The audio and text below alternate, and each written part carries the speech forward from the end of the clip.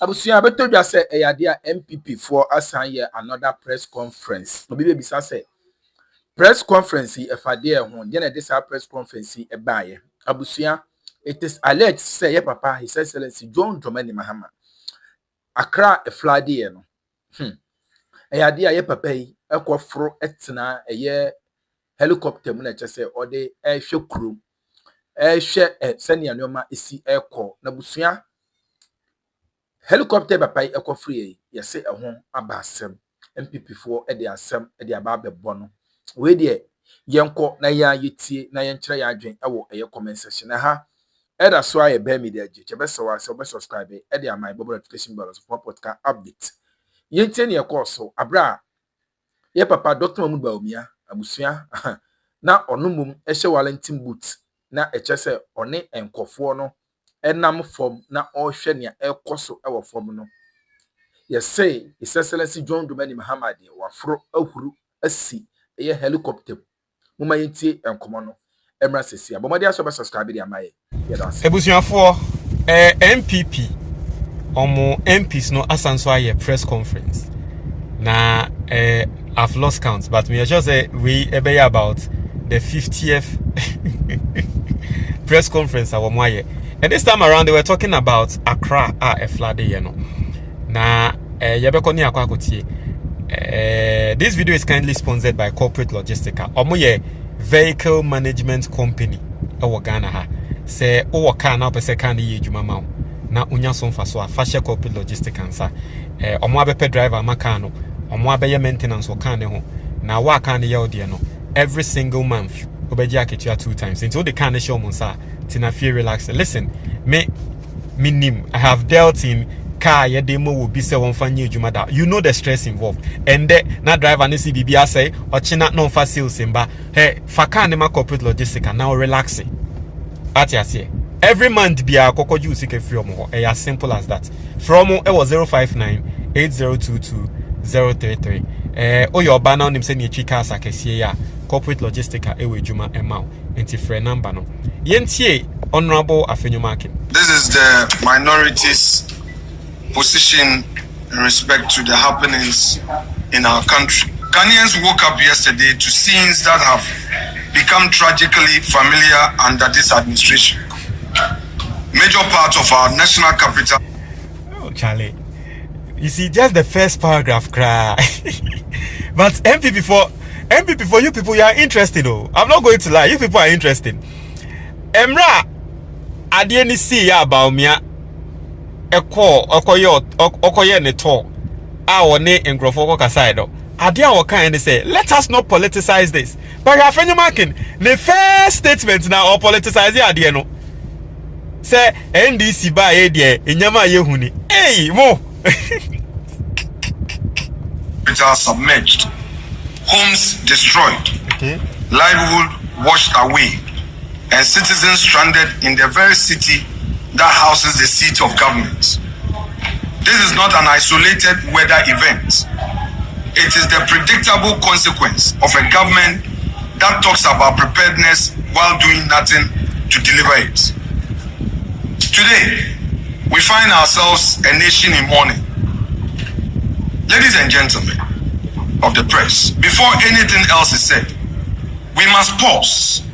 Behind every flooded street and every submerged home is a family whose world has been upended overnight.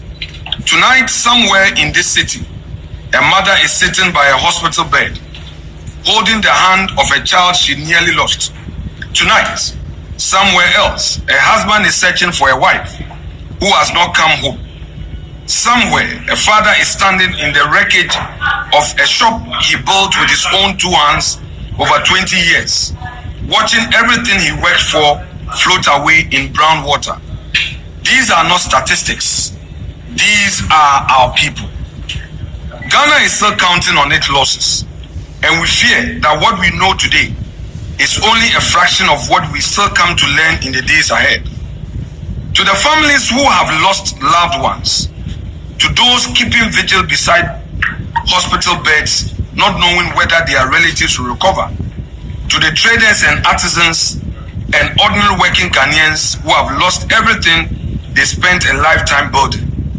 We, the MPP minority, feel your pain.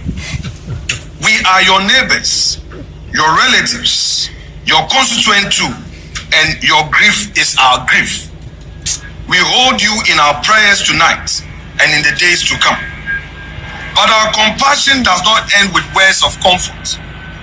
We make this solemn promise to every Ghanaian touched by this tragedy.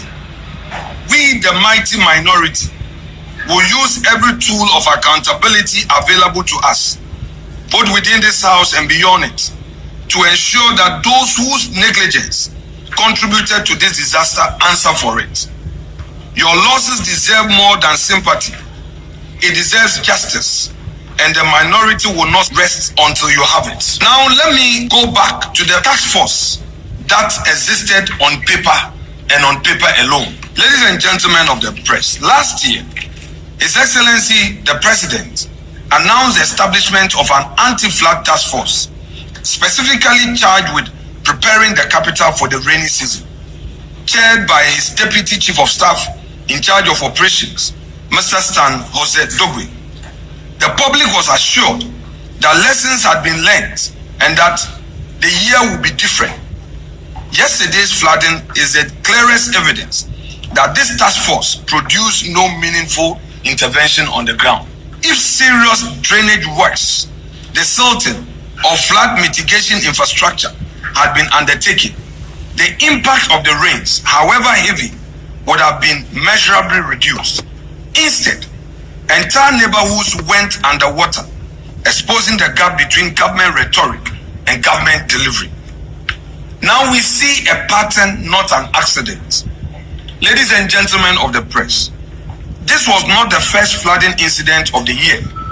Weeks earlier, significant parts of Accra were already inundated at a time when the president was out of the country on an official visit that took him through the United Kingdom and Belarus. On his return, rather than point to work already completed by the task force, the president called for a fresh presentation and mapping of affected areas. The government that had genuinely prepared for the rains would not need to commission a new assessment after the damage had already been done. The need for an after-the-fact presentation is itself an admission that no adequate plan existed beforehand. Sanitation policy without a plan. We note that this government has announced a sanitation policy without a plan. Compounding the crisis is the government's decision not to renew waste management contracts with some contractors, following concerns raised about the term of these contracts. The minority does not dispute that public purse must be protected from poorly structured agreements. However, terminating or declining to renew a major waste collection arrangement without first putting in place credible alternatives has consequences. In the resulting vacuum, informal and unregulated waste collectors, commonly referred to as aboboya operators, have proliferated. There is documented video evidence of such operators dumping refuse directly into gutters and drains. Blocked drainage systems are a direct and significant contributor to urban flooding. A government cannot dismantle a sanitation system without securing its replacement, then act surprised when the resulting refuse chokes the city's drains. Rainfall is not an excuse for the absence of a plan. Ladies and gentlemen of the press, the president stated yesterday that approximately 140 millimeters of rain fell on Accra, compared to a higher single-day figure of about 56 millimeters recorded last year, and argued that this is, quote, beyond our control, end quote, while pointing instead to human behavior, including structured builds in waterways. The minority does not dispute that rainfall intensity is a climate reality outside government's control. But that is precisely why preparedness matters most in years of extreme rainfall, not least in them. A competent administration plans for the worst case scenario, not the average one. Ghana's meteorological agencies issue seasonal forecasts every year, and a task force was specifically constituted months ago to prepare the capital for exactly this kind of event.